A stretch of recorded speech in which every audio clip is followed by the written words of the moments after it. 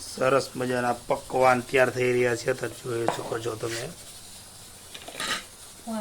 એકદમ ક્રિસ્પી અને એકદમ ટેસ્ટી થશે.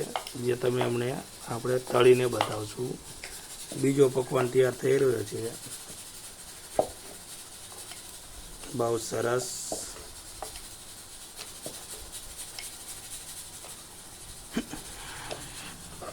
અને દાળ બફી ગઈ છે. હવે ચણાની દાળ બફી ગઈ છે. હવે આને આપણે તડકો આપશું. અમને થોડો વઘાર. સરસ બફી ગઈ છે. સરસ મજાના પકવાન તૈયાર થઈ રહ્યા છે. પ્યોર કાઠિયાવાડી અને બાજુમાં થઈ રહ્યું છે દાળનો વઘાર.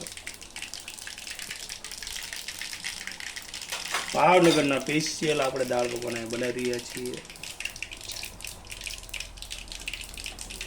અને ચટણી પણ આપણે ત્યાંથી જે મસાલાની લસણની ચટણી છે એ આપણે કાજુ પુદીના અને મરચાંની ચટણી. એક ચટણી જે બાકી છે જે ખજૂર આંબલી અને ગોળની આવશે.